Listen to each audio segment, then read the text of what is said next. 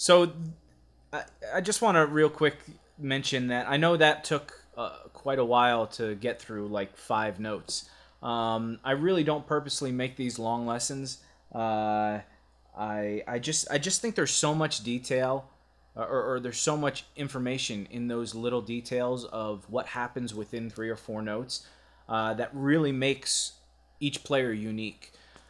And for me, that's what I get excited about when I transcribe these things. I mean, if I'm just transcribing a typical like 16th note jazz lick that some typical jazz player plays with no feeling at all, cool, I'll learn the notes and everything, but it doesn't, those licks aren't as impressive to me as something as simple as this 3 or 4 notes. The way he takes standard 3 or 4 notes out of a minor scale and makes, brings them to life in an amazing way. So anyway, so that's why I go into such detail, and sorry about it if it takes so long, but I guess that's what I do. All right, so after that section where he doesn't pick it and he bends up,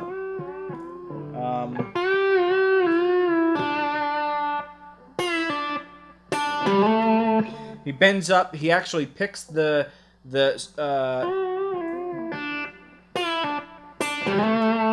he bends that 5th fret up a half step and then pulls off to the 3rd fret. So it's 3rd finger on the 5th fret of the B string, bend up a half step, bend back down, and pull off to that 3rd fret. So then he picks that 3rd fret again of the B string, skips the G string, and plays the 5th fret of the D string, and bends up a whole step. So that's... And then he slides, and again, this is that one of those little details. A lot of times, like I just slide like that. So I'd go...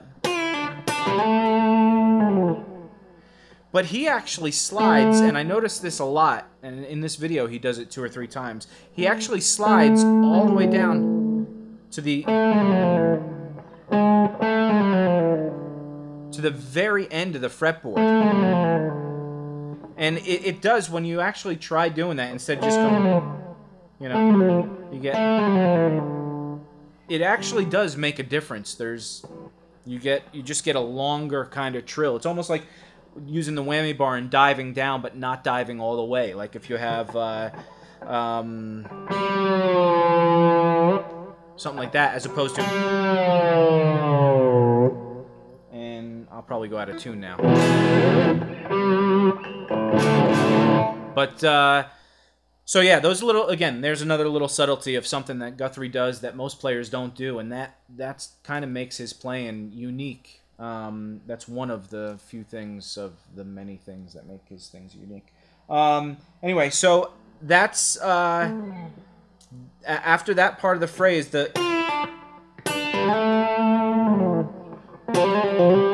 he does another thing where, again, it's that he could have just played the 5th fret to 6th fret back to 5 to 3 on the D string and back to the 5th fret, but before he does any of that, he hammers on from the 3rd fret to the 5th fret, and then he slides into that real quickly. So it's the 3rd fret to the 5th fret of the D string, then slide up to the 6th fret and back down to the 5th fret, all on the D string. Pull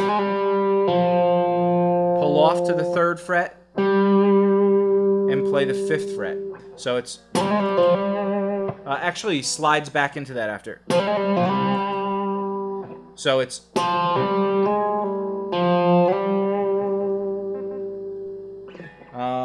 so that whole thing is...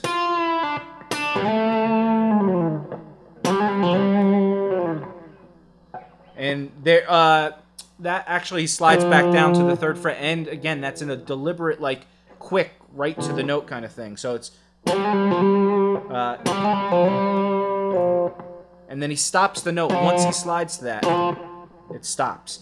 And again, that's all out of the like you could think of the minor pentatonic scale with that flat 5.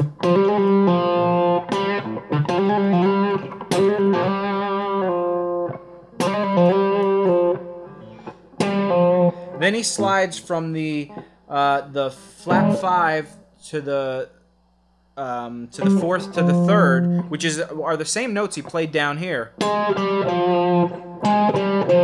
but he plays it on the A string here. So it's the 11th fret, 10th fret to the 8th fret on the A string, and he again slides that pretty quickly into the first note from the 11 to the 10,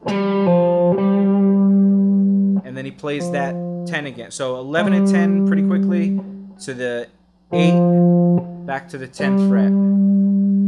Then he slides up to the 12th fret for the last part of the phrase. Slides up to the 12th fret on the A string, and then he plays the 11th fret of the D string, 10th fret of the G string and the B string, to the 12th fret of the G string, and then the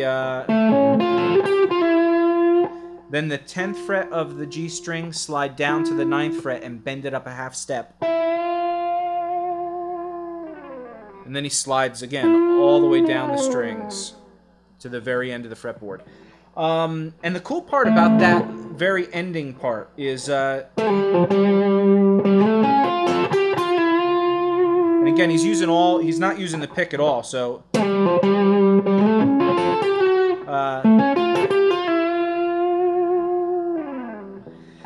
that last phrase, if you look at this minor pentatonic, right? So he's playing the 4th note of that position in the minor pentatonic scale. It's actually the 5th of the D minor. Then he could have played that 12th fret again, or the 8th fret. The 12th fret or the 10th fret of the D string, and that would have been within the minor pentatonic. Then he plays the 10th fret and 10th fret, which is also in the minor pentatonic.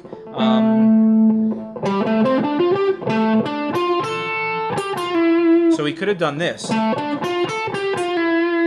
or this, but instead he does,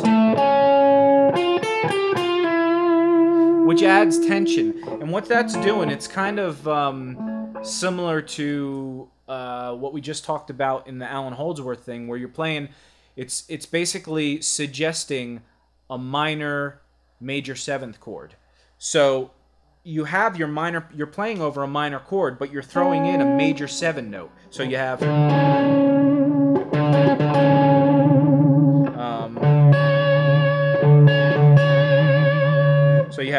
you have this over this, and it adds that tension because it wants to resolve back to the root. And in this case, he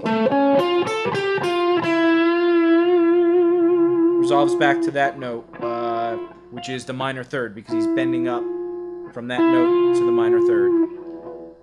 So it's just a cool little thing. If you want to add tension, instead of thinking of scales or full arpeggios, or you could play this scale up a half step or play it up a 5th, and if you, instead of thinking of all those things, if you just want to add tension to a minor chord, depending, of course, if you're playing with a keyboard and he's filling out the holes and all that, but if you're playing with just a bass player, or if you're playing over a simple minor chord, there is no 7th, you can throw in, that major 7 over a minor chord, and it'll add some tension. So just experiment with that. It's just one note to add different to your pentatonic. So just find the minor 7 in the pentatonic scale. So if you have D minor, that's your minor 7. That's your major 7. So try playing the pentatonic scale without the minor 7 and use the major 7. So you have.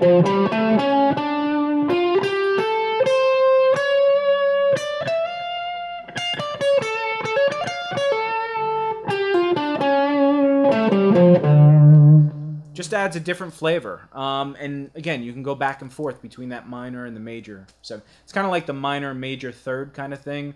It's not as widely used because it adds quite a bit of tension.